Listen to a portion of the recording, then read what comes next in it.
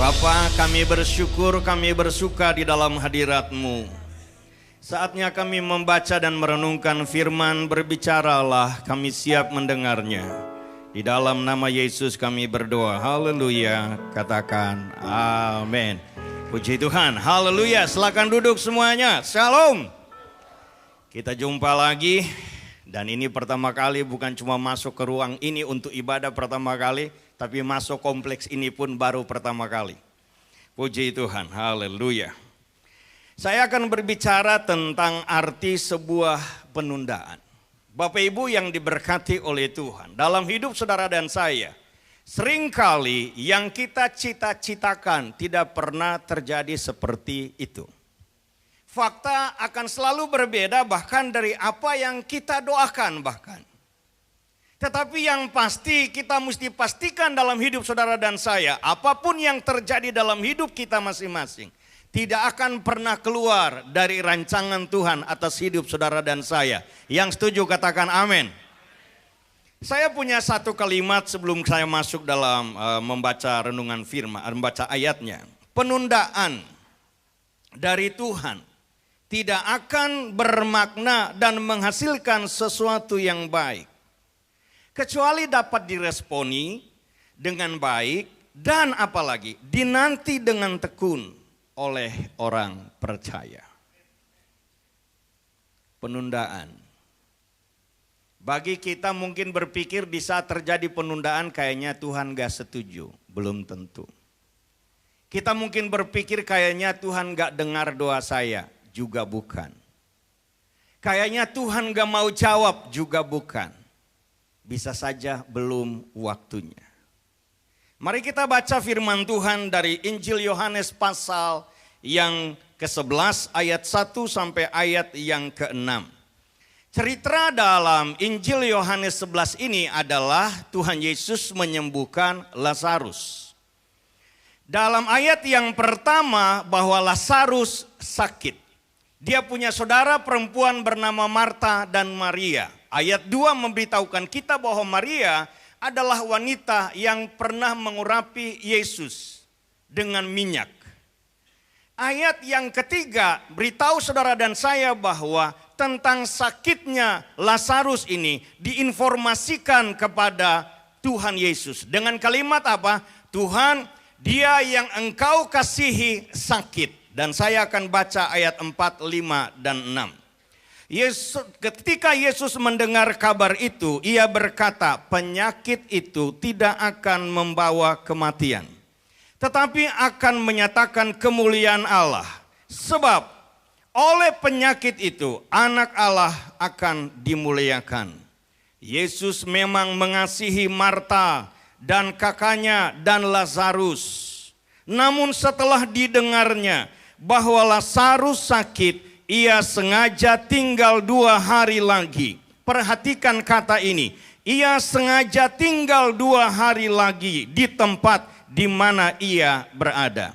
Saudara yang diberkati oleh Tuhan. Kalau kita lihat dari 3 ayat yang saya baca ini, sesuatu yang kontras terjadi. Sesuatu yang tidak nyambung logika terjadi. Katanya bahwa Marta, Maria, dan Lazarus adalah orang yang dikasihi oleh Tuhan Yesus. Dan Tuhan Yesus juga tahu bahwa Lazarus sedang sakit. Tetapi responnya, sikapnya, reaksi yang ditunjukkan oleh Yesus adalah ia sengaja tinggal 2 hari. Atau dia urung niat untuk pergi itu selama 2 hari. Dan begitu siap-siap mau pergi ternyata beritanya bahwa Lazarus mati. Saudara, dalam hidup saudara dan saya, dalam pergumulan kita, betapa sering kita mengalami hal yang semacam ini. Menurut kita ini sudah batas waktunya. Tuhan, ini kayaknya bisa berbahaya ke depan. Itu menurut kita tapi bukan menurut Tuhan. Dalam cerita ini Bapak Ibu Saudara, begitu Lazarus mati artinya menjadi titik akhir harapan dari Marta dan Maria untuk kesembuhan saudaranya. Tapi justru bagi Tuhan Yesus ini baru titik awal untuk dia melakukan sesuatu. Mentoknya perjalanan hidup saudara dan saya. Jalan buntu dalam sebuah perjalanan pergumulan saudara dan saya. Mungkin kita akan berkata ini sudah berakhir. Tapi justru dari cerita ini kita harus pahami satu hal. Itu baru titik awal Tuhan mau melakukan sesuatu. Sangat mudah bagi Tuhan untuk segera datang kemudian berkata, Lazarus kau sembuhlah sekarang. Dan judul yang akan ditulis oleh Lembaga Alkitab Indonesia adalah Lazarus disembuhkan Yesus. Tetapi yang terjadi adalah Lazarus dibangkitkan Yesus. Bagaimana hal itu bisa terjadi kalau Lazarus enggak diizinin mati lebih dulu? Sampai di sini kita sepakat ya. Ayat yang ke-11, bagi Tuhan Yesus bahwa Lazarus itu hanya tidur. Ayat 4 tadi kita baca bahwa penyakit ini tidak membawa kematian. Dari dua ayat ini jika saya gabungkan ada maksud Tuhan di balik penundaan itu. Tuhan tidak sedang bermaksud Marta dan Maria kemudian Lazarus punya pengalaman bahwa sakit yang parah juga bisa disembuhkan. Tapi Yesus sedang bermaksud membawa mereka naik pada pengalaman berikutnya adalah bahwa sekalipun sudah mati, sekalipun sudah tidak ada harapan, sekalipun menurut kita semua sudah selesai, Tuhan Yesus bisa mengubahkan menjadi baru. Dari yang gak mungkin menjadi mungkin, dari mustahil menjadi mujizat. Itu hanya bisa dilakukan oleh Tuhan Yesus Kristus saja. Itu sebabnya Bapak Ibu Saudara yang diberkati oleh Tuhan. Ayat yang ke-43 dan 44 dalam bacaan Yohanes 11 ini, Lazarus dibangkitkan Tuhan Yesus. Hanya semudah dia membalikan telapak tangan. Hanya semudah umpamanya kalau dia menyembuhkan Lazarus. Lazarus kau sembuh. Sama sekarang Lazarus kau bangkit. Hanya semudah itu bagi Tuhan. Walaupun sudah 4 hari dalam kuburan, tidak bisa membatasi kedahsyatan Tuhan untuk kembalikan sel-sel yang sudah mati, yang sedang berproses untuk membusuk atau sudah membusuk, dikembalikan utuh. Mengapa demikian? Dengar baik kalimat saya berikut ini. Alam semesta yang kita tahu, semuanya terjadi oleh karena Tuhan berfirman, jadilah, maka semuanya jadi. Dari yang gak ada menjadi ada terlalu mudah bagi Tuhan, hanya sebatas dia berkata-kata. Dari yang mati menjadi hidup kembali pun hanya semudah ia berkata-kata. Dari sini kita tahu jelas bahwa kenapa jenderal atau perwira di Kapernaum itu bisa berkata kepada Tuhan Yesus, perkatakan saja sepatah kata. Kadang dalam perenungan saya kalau tentang kalimat itu, perwira Kapernaum, saya berpikir dengar firman itu kayaknya nggak usah panjang-panjang. Satu kata saja kita dengar, kita tangkap baik, itu sudah cukup untuk mengubahkan kita. Tetapi yang jadi masalah bahwa seringkali firman yang kita dengar hanya nyangkut di pikiran kita. Gak pernah turun di hati, kemudian direnungkan dan dilakukan. Itu aja masalahnya orang Kristen. Karena dalam kekristenan saudara dan saya bukan soal berapa banyak ayat yang telah kita hafal. Bukan soal berapa banyak khotbah yang telah kita dengar. Tetapi seberapa kita melakukan, seberapa kita mentaati firman Tuhan, itu jauh lebih penting. Tetapi saya tidak sedang berkompromi dengan mereka yang malas baca Alkitab atau yang malas dengar khotbah ya. Maksud saya, kalau hanya didengar, kalau hanya dibaca, enggak direnungkan, enggak terjadi apa-apa Bapak Ibu. Itu sebabnya saya membawa saudara dan saya dalam perenungan berikut ini. Apa yang kita pelajari, yang dapat kita belajar dari judul ini, arti penundaan itu. Hal yang pertama, kita bisa belajar percaya kepada Tuhan. Dan sungguh-sungguh percaya. Percaya kepada Tuhan itu satu hal. Mempercayakan hidup kita sepenuhnya kepada Tuhan itu hal lain lagi. Saya ulangi kalimat ini. Kita percaya Yesus Juru Selamat itu satu hal. Tetapi mempercayakan hidup kita sekarang dan yang akan datang seutuhnya kepada Tuhan itu hal lain lagi. Bukankah dalam banyak kasus orang Kristen yang katanya Tuhannya Yesus Kristus adalah Tuhannya. Tetapi pada waktu mentok dalam hidupnya, ke pendeta sudah nggak ada jalan keluar, maka nggak mungkin dia akan tinggal diam. Dia akan berkata, kami harus berusaha, kami punya akal, kami punya pikiran. Dan larinya kemana? Pergi ke orang pintar. Itu artinya kita nggak sungguh-sungguh mempercayakan hidup kita sepenuhnya kepada Tuhan. Ayat yang ke-14 dan 15. Karena itu Yesus berkata dengan terus terang kepada murid-muridnya, Lazarus sudah mati. Tetapi syukurlah aku tidak hadir pada waktu itu. Sebab demikian lebih baik bagimu, apa? Supaya kamu dapat belajar percaya.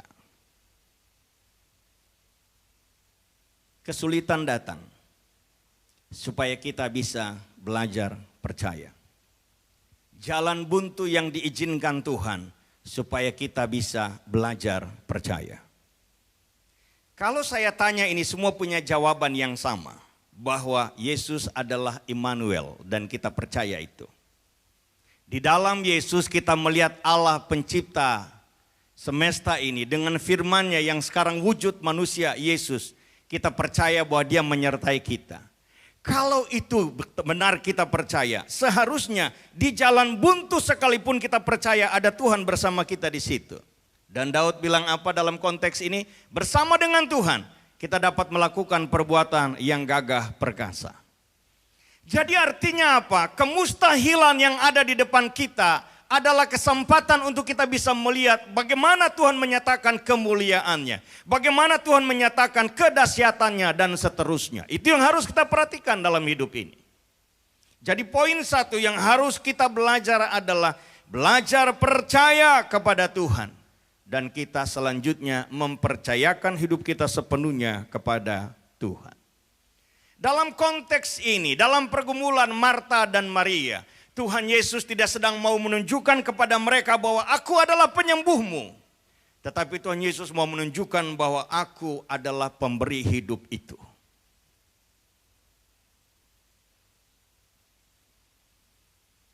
Mari kita lihat satu bagian firman Tuhan atau satu cerita di dalam Markus pasal yang keempat ayat 38 sampai 40. Kisah ini yang punya ide adalah Tuhan. Yang mengajak menyeberang adalah Tuhan. Tetapi waktu mereka sedang menyeberang, sedang berlayar, justru yang pegang kendali adalah murid-muridnya. Dan Tuhan Yesus tidur di buritan, tidur di belakang. Ombak yang besar, angin yang kencang, yang menerpa perahu mereka tidak membuat Tuhan Yesus bangun. Gejolak yang sedang terjadi di danau itu tidak bisa membangunkan Yesus yang sedang tertidur. Tetapi Yesus baru terbangun karena murid-muridnya membangunkan dia. Dan berkata bahwa apakah engkau enggak peduli kalau kita binasa? Dengar baik, dalam konteks ini saya mau berkata satu hal. Membangunkan Yesus itu tepat, memberitahukan ada masalah itu tepat. Tapi kalimatnya ini yang enggak tepat. Mengapa? Ini bukan kalimat orang beriman. Ini bukan kalimat orang yang sudah kaya dalam perjalanan mujizat bersama dengan Tuhan. Tapi ini adalah kalimat orang yang putus asa. Kau enggak peduli kalau kami binasa. Harusnya dari banyak riwayat mujizat demi mujizat, dari banyak pengalaman alami mujizat demi mujizat, maka seharusnya jangankan banyak satu kali dapat mujizat, alami mujizat saja. Seharusnya ini menjadi kesempatan dan mereka antusias membangunkan Yesus dan berkata, Guru silakan lakukan mujizat yang baru lagi bagi kami hari ini. Tapi yang terjadi justru sebaliknya, mereka menuduh bahwa Tuhan Yesus enggak peduli. Allah mengerti, Allah peduli segala persoalan yang kita hadapi. Allah mengerti dan Allah peduli. Soal itu enggak usah kita ragukan. Saya bikin contoh pembanding, sekurang-kurangnya kita, seterbatas-terbatasnya kita. Kita akan selalu berpikir sekolah yang terbaik untuk anak kita.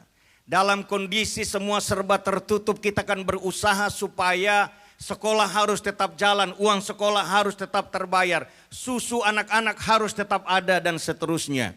Tuhan Yesus ngomong apa? Bapa yang tidak baik, Bapa yang jahat di bumi ini tahu memberi yang terbaik bagi anak-anaknya. Apalagi Bapa yang baik di sorga, Ia akan memberikan Roh Kudus kepadamu.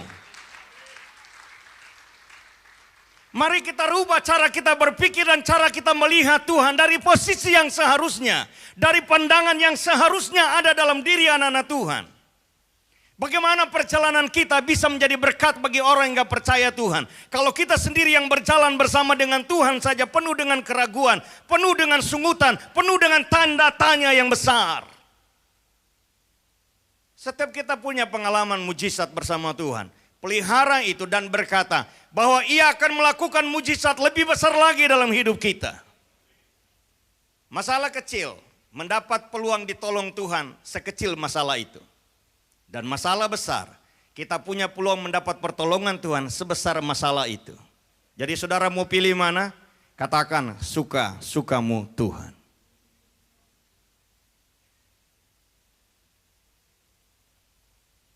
Dari cerita ini, kita harus pahami bersama bahwa ternyata murid-murid juga bisa salah memahami Tuhan. Dan jangan pakai ayat ini untuk berkata, kalau murid-murid saja yang tiap hari bersama Dia bisa salah ngerti, apalagi saya Pak yang jarang doa, yang jarang ibadah Pak. Ya udah rajin doa, rajin ibadah aja gitu. Dan jangan pakai alasan ini. Tapi mari kita lihat dari sisi yang lain. Ternyata Tuhan Yesus menolong kita bukan masalah terlalu besar. Ternyata yang membuat Tuhan mau menolong kita bukan penderitaan yang terlalu berat. Tetapi Tuhan menolong kita karena Tuhan lihat iman kita. Tuhan menolong kita karena sudah waktunya bagi Dia untuk bertindak. Kita baca bersama kalimat ini. Perkataan dan pernyataan. Oke, 1, 2, 3. Perkataan dan pernyataan kita mengindikasikan kondisi iman kita. Sekali lagi, perkataan dan pernyataan kita mengindikasikan kondisi iman kita. Kalau yang tadinya ada selalu di depan, kalau tadinya selalu tersedia untuk gereja, tersedia untuk pelayanan, kalau tadinya akan selalu memberikan kata-kata kekuatan bagi teman yang lemah, dan hari ini kalimatnya kesannya datar, kelihatannya kayak dia lagi nggak antusias sama Tuhan. Kalimatnya seolah-olah dia menjadi jauh dengan Tuhan. Dia sedang menunjukkan kondisi iman per hari itu. Kalau kita memulai hari bersama dengan Tuhan dan mengakhirinya bersama dengan Tuhan, saya nggak percaya kondisi iman kita goyah, lemah, bimbang dan seterusnya. Saya nggak percaya. Contoh sederhana saja.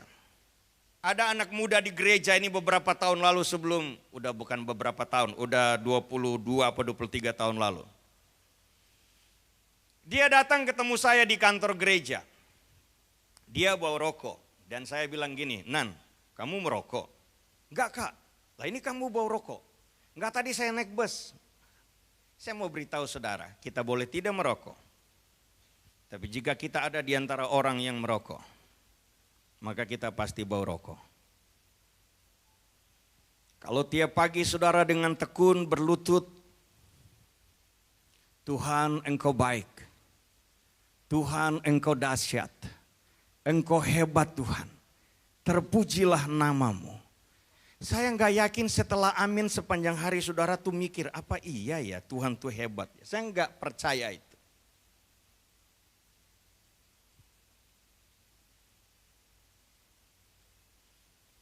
Karena kemudian kalau kita bergaul dengan Tuhan, seringkali yang kita dengar bahwa kita akan mengerti isi hatinya, bukan? Tapi saya mau beritahu satu hal, kalau kita bergaul dengan Tuhan, maka kita sangat yakin bahwa bagi Tuhan tidak ada perkara yang mustahil.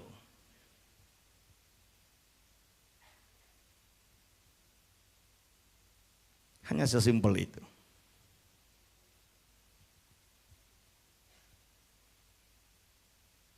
Hal yang kedua, belajar memahami waktu Tuhan dan belajar memahami cara kerja Tuhan.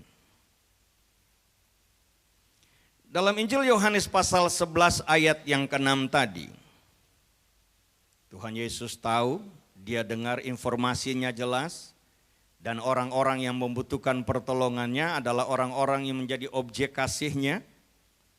Tetapi kok masih sengaja ya tunda 2 hari lagi.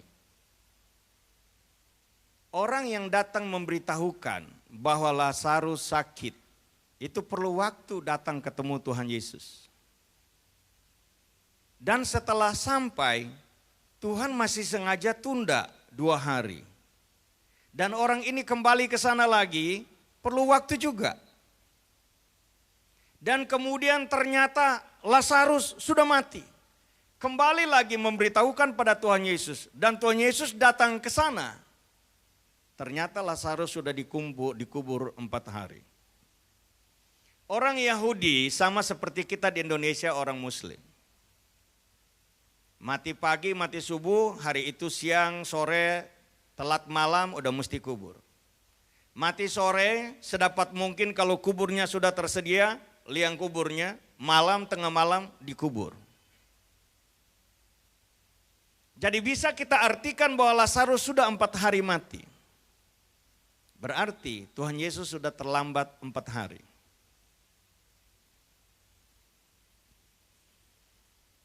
Tetapi yang jadi niat Tuhan, aku ingin menyatakan kemuliaanku.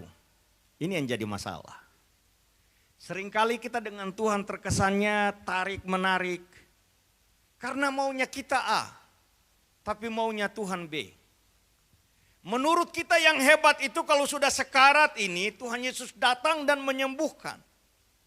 Marta dan Maria punya pengharapan, punya iman bahwa guru yang mereka panggil Tuhan akan segera datang dan menyembuhkan saudara mereka Lazarus.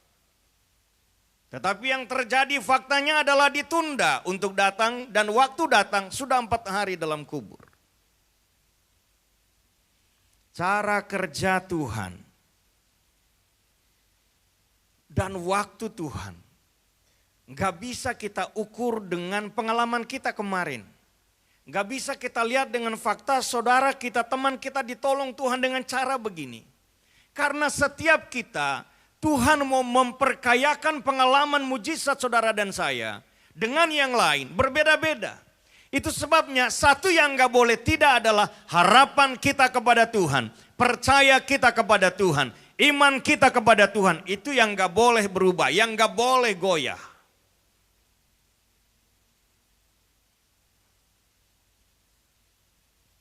Sehingga Bapak Ibu Saudara yang diberkati Tuhan,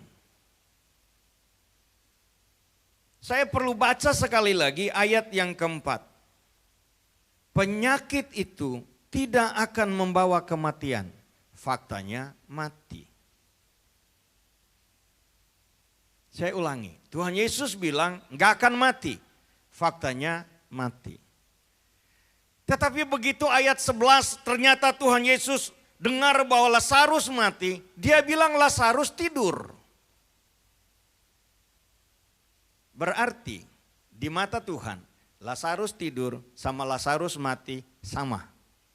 Untuk membuat orang tidur, sadar dari tidur, dibangunkan. Untuk membuat orang mati, hidup lagi, harus dibangkitkan, dihidupkan.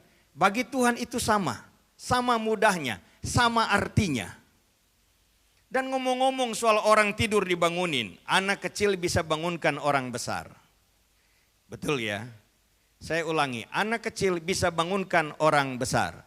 Tapi hamba Tuhan besar nggak bisa membangkitkan orang mati, kecuali Tuhan yang suruh bangkitkan.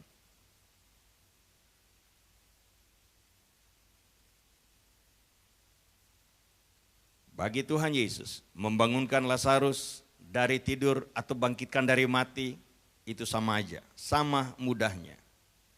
Itu sebabnya pada bagian ini Bapak Ibu, saya ingin kita baca bersama kalimat ini. Tuhan dapat, 1, 2, 3. Tuhan dapat melakukan sesuatu yang berbeda, melampaui harapan kita. Ulang sekali lagi, Tuhan dapat melakukan sesuatu yang berbeda dan melampaui harapan kita. Efesus berkata, Rasul Paulus berkata bahwa Tuhan dapat melakukan jauh dari apa yang kita pikirkan dan doakan. Mengapa bisa begitu? Karena Tuhan melampaui doa saudara dan saya. Tuhan melampaui masalah saudara dan saya. Dan karena Tuhan, baginya nggak ada perkara yang mustahil. Tapi Tuhan juga ngomong, bagi yang percaya kepadanya juga, tidak ada perkara yang mustahil. Hal yang ketiga yang perlu kita perhatikan di sini. Belajar berserah dan tetap percaya, tetap berharap. Waktu Tuhan Yesus sampai di Betania, ketemu dengan Marta ayat 21, ketemu dengan Maria ayat 32. Mereka ngomongnya sama dan kita akan membaca kalimat itu. Tuhan, sekiranya Engkau ada di sini, saudaraku pasti tidak mati. Saudara diberkati Tuhan, kalau akhirnya fakta berbeda dari yang kita pikirkan dan doakan, fakta berbeda dari yang kita harapkan dan nantikan, mari kita bersikap seperti Marta dan Maria. Kalau sampai kita menyayangkan itu, cukup kita menyayangkannya, tapi jangan kita bersungut dan komplain sama Tuhan. Harusnya Tuhan Engkau datang lebih cepat dan menyembuhkan. Tapi di balik kalimat ini kalau saya coba dramatisir sebagai kalimat yang agak sedikit kasar dan menuduh. Mengapa Engkau datang saat sudah 4 hari dalam kubur? Ini udah amat sangat terlambat ini Tuhan. Tetapi apakah Tuhan seperti itu? Tidak. Saya mau bawa saudara pada pengalaman yang lain. Ayat yang tadi saya sebut sekarang saya akan bacakan. Efesus 3:20. Tuhan lakukan lebih dari yang kita pikirkan dan doakan. Mengapa begitu? Bagi Dialah yang dapat melakukan jauh lebih banyak daripada yang kita doakan atau pikirkan. Seperti yang ternyata dari kuasa yang bekerja di dalam kita. Jadi mengapa Tuhan Yesus melakukan sesuatu melebihi dari yang kita pikirkan dan doakan? Karena kuasanya itu tidak terbatas. Tetapi tentang kuasa yang tidak terbatas ini, Tuhan Yesus nggak bisa melakukan banyak mujizat di Nazaret. Mengapa begitu? Karena ketidakpercayaan orang di Nazaret.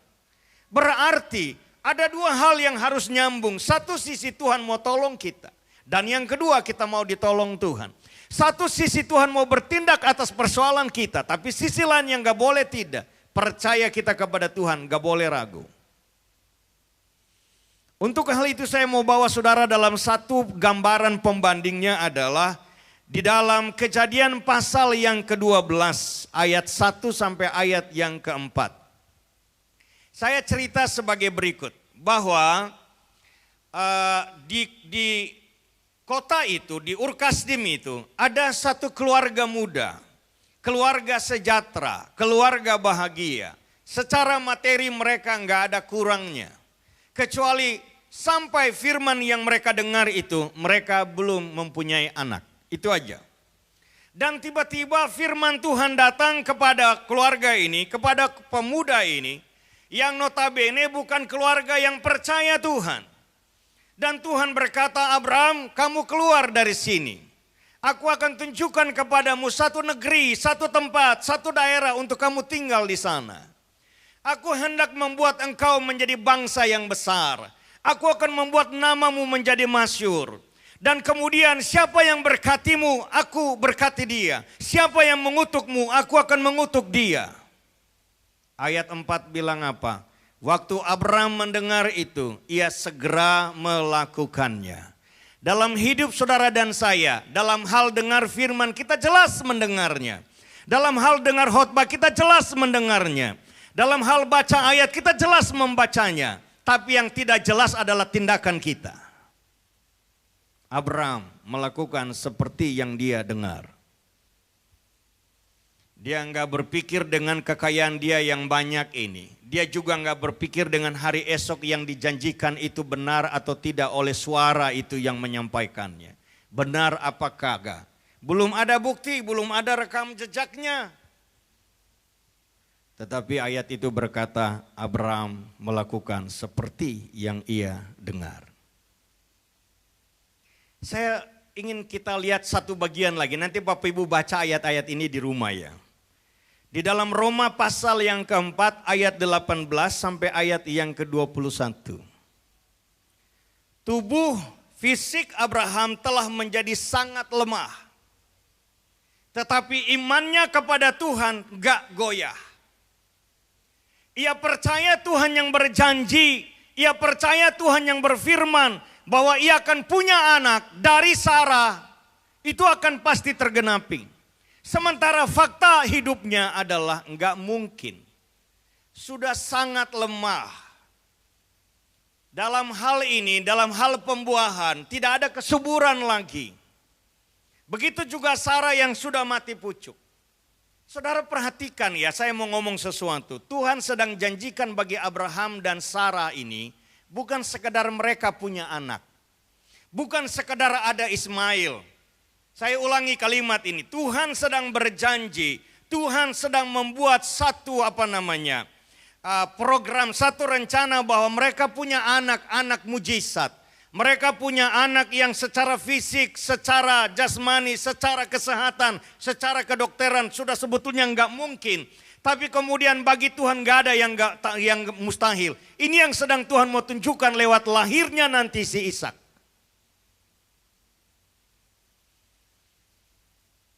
Ibaratnya di tanah yang tandus, saudara mau tanam sejenis benih, entah itu biji salak atau biji duren yang ternyata juga sudah kering. Ibarat kata udah nggak bakal tumbuh nih. Tapi saudara sengaja tanam di tanah yang tandus itu, tanah yang kering juga. Lalu tiba-tiba tumbuh dan subur tumbuhnya.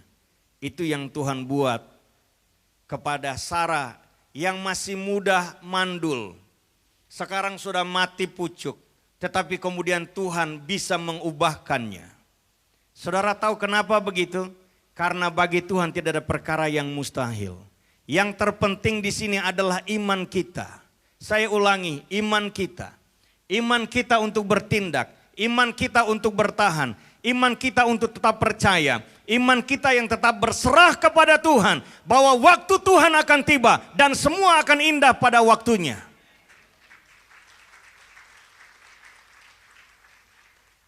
Tentang kelemahan fisiknya tidak menjadi hambatan bagi Abraham untuk berubah percayanya. Karena dia percaya kepada Tuhan yang berjanji adalah Tuhan yang setia. Tuhan yang berjanji adalah Tuhan yang sanggup menepati janjinya. Dan di saat ia mau menepati janjinya, segala penghalang, segala kemustahilan bisa dihalaukan oleh Tuhan. Kemudian Ishak lahir. Jadi kalau kita bicara pelajaran bayangan istilahnya, Perjanjian Lama kepada Perjanjian Baru, maka Ishak itu melambangkan Tuhan Yesus. Yesus ada dalam rahim Maria oleh pekerjaan roh. Hal yang sama juga dengan Ishak. Karena benih daripada Abraham dan juga Sarah sudah tidak ada lagi jaminan atau bakal ada kehidupan. Saudara diberkati oleh Tuhan. Jadi jangan cepat-cepat, yang penting ada hasil. Sarah pernah mengusulkan itu dan masalah itu sampai sekarang. Sekedar ada hasil itulah Ismail datang. Tapi Tuhan tetap pada pendirian awal, pada rencana awal. Kau akan punya anak Abraham, tapi bukan dari Hagar. Kau punya anak dari Sarah. Dari sini saya mau coba sambungkan dengan apa yang dikatakan oleh Maliaki. Bahwa kita harus setia pada istri masa muda kita. Pada pria katakan amin. Pada waktu awal, di masa jaya, di masa hebat, kita punya janji dengan orang yang kita cintai.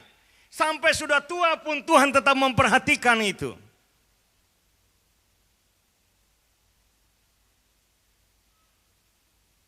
Saya ingin kita baca kalimat ini. Sama-sama ya. 1, 2, 3.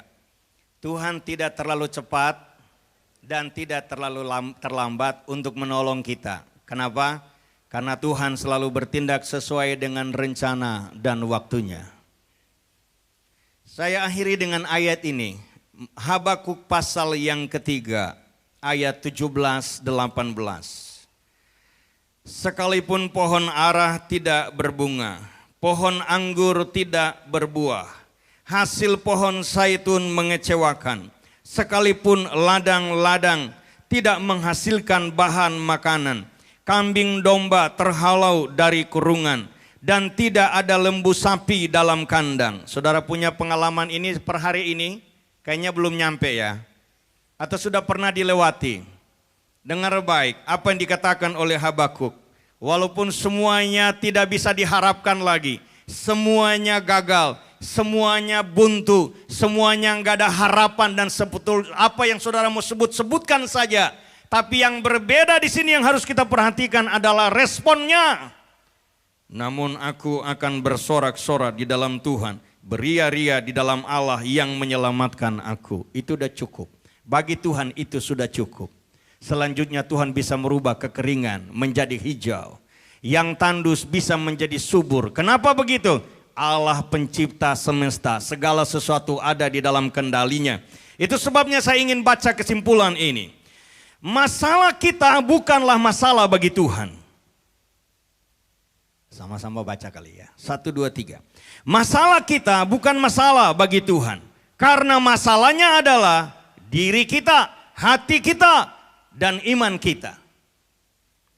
Posisikan, itu sebabnya. Posisikan Tuhan dengan benar. Ia adalah sumber kita, bisa bilang amin.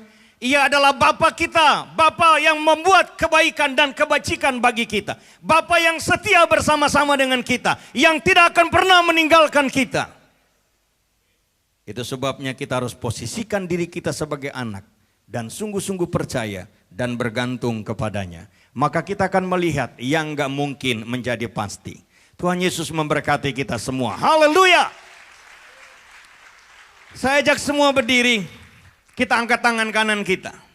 Saudara mau angkat 2 tangan juga boleh. Tuhan Yesus, terima kasih kami sudah selesai membaca dan merenungkan firman. Roh Kudus terus bekerja di dalam kami. Firman yang kami terima bukan sekedar pengetahuan, bukan sekedar informasi, tapi menjadi benih rohani dalam hidup kami. Dan akan tertancap dalam di hati kami. Kami akan merenungkannya. Kami akan pegang teguhnya dan kami akan melakukannya. Kami akan terus belajar percaya kepada Tuhan. Kami akan terus melihat dari segi waktu dan cara Tuhan.